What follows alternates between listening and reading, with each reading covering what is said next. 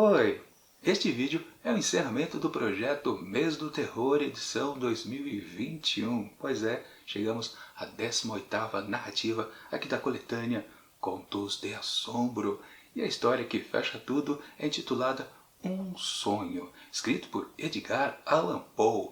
Sim, o cara! Já faz alguns dias recolhi-me para o meu descanso noturno. Pegar o hábito, ao longo dos últimos anos, de folhear passagens das Escrituras antes de cerrar os olhos ante o torpor do sono. Foi o que fiz naquela noite. Por acaso, deitei os olhos no trecho em que a inspiração registra as morredoras agonias do Deus da natureza. Pensamentos tais e as cenas que se seguem à sua entrega da alma perseguiram-me sono adentro. Certamente há algo de misterioso e incompreensível na maneira como as descabidas veleidades da imaginação com frequência se conciliam, mas explicá-las é antes mister do fisiologista que do desarrosado sonhador. Assim começa Um Sonho, escrito por Edgar Allan Poe, que conta a história, bom, não sabemos exatamente de quem. É um homem, provavelmente, não deve ser uma mulher, com certeza. Um homem que tem já esse hábito, ele colocou aqui, explica completamente, né? Tem o hábito de ler as escrituras um pouquinho antes de cair no sono. E exatamente o que temos por aqui é o sonho do sujeito, uma dessas noites, exatamente, nada mais, nada menos do que isso. Pois é, e aí que está o problema. Pô, eu sempre digo, né, quando a gente pega uma coletânea de contos, a abertura tem que ser sempre impactante, porque a gente lê a primeira história, então e fala, caramba, que coisa boa que eu li, como serão as próximas? Aí você começa a folhear e vai descobrindo se, sim, teve o mesmo impacto que a primeira ou não. E naquelas, né, você pode muito bem gostar, ser realmente um bom texto, ou o contrário, você pode achar, mais ou menos. Então você fica na torcida que as seguintes sejam melhores. Mas de qualquer forma, a comparação é inevitável, não tem como, né? Mas eu sempre digo, a primeira história, o próprio autor, quando é só um autor no livro, ele tem que colocar a sua melhor história. Mas quando é uma seleção de vários escritores, ou seja, o organizador então do livro tem que colocar também a melhor abertura possível. E eu sempre digo que também isso vale para o fechamento dessas obras coletâneas. As últimas histórias têm que ter o mesmo impacto, porque você pode até iniciar a leitura de um livro pequeno ou até um calhamaço por causa da primeira história impactante. Depois você vai levando. Mas você precisa necessariamente sair do livro com aquela impressão de ter sido uma boa aventura literária. Ou seja, para isso se efetivar, você tem que ter uma boa história também ao final. Aquele fecho que é tão bom quanto a abertura. E vamos combinar, né? As últimas histórias, porque eu estou dizendo tudo isso, né? As últimas histórias aqui desse livro são um pouquinho decepcionantes. Essa do Edgar Allan Poe aqui, caramba, é praticamente nada, porque é o tipo daquele sonho, o sonho não, o tipo daquele texto que ele se vale de conjecturas, ou não conjecturas, mas de ilustrações que na verdade não querem dizer nada. Principalmente porque estamos no campo do sonho, ou seja, tudo o que está acontecendo ali, claro, por ser uma história que está ali pertinho do sobrenatural, você pode considerar, não, o que ele está sonhando pode ser real.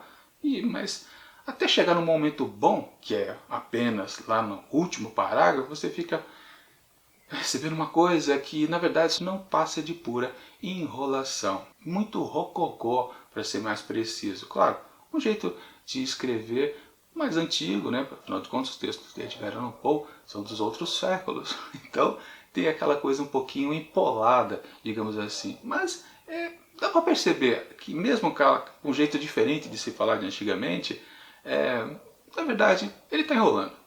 Basicamente é isso, ele não tem o que dizer. Na verdade, esse texto aqui, há uma certa dúvida se é do Edgar Allan Poe ou não. Ele foi encontrado num jornal, editado num jornal, que eu quero dizer, né? E ele nunca fez um apontamento a respeito desse texto, nenhuma carta, que antigamente, né, os escritores trocavam muitas ideias com outros escritores, ou amigos, parentes, aquela coisa toda, e eles se referiam muito às suas obras. E isso servia de registro que alguns textos, que às vezes não foram publicados, eram de autoria daquelas referidas pessoas, porque tem uma marca, né? Ou seja, ele comenta uma certa passagem. Esse texto especificamente nunca tem uma referência que é dele de fato. Então algumas pessoas, alguns pesquisadores talvez digam que não é ele. Mas o jeito de narrar a história tem tudo a ver com Edgar Allan Poe. E sim, quem leu bastante Edgar Allan Poe percebe que realmente tem uma pegada dele. Não dá para dizer que não é. Com certeza você pode dizer que é um bom imitador, mas é aquelas. O que isso acrescenta também, né? Uma coisa que eu sempre digo, né? Eu gosto das histórias de Edgar Allan Poe porque ele valoriza os cenários, né? Como se fosse um belo de um personagem. Aqui é quase isso, mas não chega a tanto. Mas o pior de tudo que faz esse texto aqui ficar um pouquinho menor é que aqui dentro dessa própria publicação tem um texto muito bom que é quase similar a ele, que é do nosso brasileiro João do Rio, que fez aqui, ó, Pavor. Pois é, Pavor, que foi a quantas? Foi mais ou menos ali no meio do livro. E é basicamente a mesmíssima coisa, um homem dormindo e tendo receios do que está acontecendo. Claro que acho que no Pavor ele não chega a entrar no estado do sono, ele está o pré-sono. Quer dizer, aqui também. Mas a gente pode considerar que esse personagem aqui, do Edgar Allan Poe, ele já dormiu. Ele está com as escrituras na cabeça. E claro, o que ele vai sonhando, não comentei, são passagens que referem um pouco às escrituras. Ele se imagina lá em Israel, Jerusalém, e por aí vai. E ao final ele encontra uma certa criatura bizonha. Mesma coisa acontece no texto do João do Rio, só que no texto do brasileiro o clima é muito mais tenso. Você vai ficando incomodado com o que vai acontecendo com a jornada dele. E é curioso, lá no texto do João do Rio eu falei que eu me lembrei justamente de Edgar Allan Poe, porque o João do Rio ele consegue passar uma certa noção de espacialidade justamente daquele cara que está tentando dormir e está viajando na maionese. Pois é. E no texto do Edgar Allan Poe, exatamente, o verdadeiro talvez, não tenho certeza se é dele ou não esse texto, isso a gente não encontra. Caramba, que pena, né? Ou seja, a comparação é imediata. O texto do João do Rio foi um dos melhores que eu li aqui nessa coletânea de contos de assombro. O assombro aqui no texto de Edgar Allan Poe só acontece nas últimas frases. E realmente não é de muita inspiração, com certeza. E o pior de tudo, e aí eu faço questão de ler para vocês, porque foi a coisa que realmente aí eu falei, não, que coisa, né? Estragou tudo, né? Mas tem aqui, olha só, vejamos. Mirei o local onde o último monarca havia repousado, em todo o esplendor e fausto da morte, e o monumento esculpido começou a tremer. Pois é, aquela aparição sobrenatural que eu falei que tinha no final, né? Logo veio abaixo e dele saiu o inquilino da cova. Era uma forma hedionda, extraterrena, que nem Dante em seus mais desenfreados voos de imaginação teria conjurado. Não consegui me mexer, pois o pavor me tolhia o arbítrio. Ela se aproximou. Vi as larvas se retorcerem nas mechas emaranhadas que cobriam parte do crânio apodrecido e caramba, estava ficando tenso o negócio. Os olhos rebrilhavam ao se moverem nas articulações, porque carne já não havia. Ouvi aquela música horrenda à medida que a paródia da reles mortalidade continuava a caminhar. Veio até mim e, ao passar, soprou diretamente no meu rosto a fria umidade daquela sua morada solitária e estreita. E agora vem a bomba.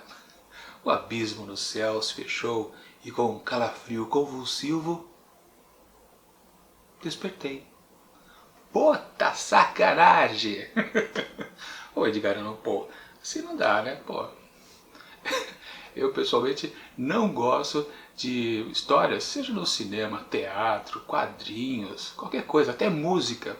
Se ao final diz, e tudo não passou de um sonho, ou seja, uma bola de uma enrolação, uma enganação na verdade, né? Você passou todo o tempo ali sofrendo junto com o protagonista e ao final você descobre que não serviu de nada, tudo voltou a estaca zero, ou seja, o mal que ele sofreu, que você sofreu junto com ele, foi sacanagem pura. Você não sofreu na verdade, né? Pois se ele, o personagem, nada aconteceu, ele voltou ao que estava antes, quer dizer que você também tem que voltar ao estado que estava antes. Ou seja, você não leu essa porcaria que você acabou de ler. Basicamente isso, ou o filme que você acabou de ver, né? Ou a música que você acabou de ouvir. Eu acho uma baita, uma sacanagem mesmo, esse tipo de produto que diz que ao final tudo resetou. Às vezes não é sonho, se usa outro artifício, mas no fundo dá no mesmo, né? Ou seja, você foi enganado, tudo aquilo que aconteceu não aconteceu. Então esqueça, né? Literalmente, é uma frustração então esse último texto aqui. Espero realmente que não seja de Edgar Allan Poe. Apenas um cara que se inspirou bastante na pegada dele e fez uma coisita fraca, porque João do Rio E em muitas páginas antes fez algo sensacional, que é basicamente a mesma coisa, só que lá eu senti terror, pavor e caramba, que tensão foi aquela. Aqui não.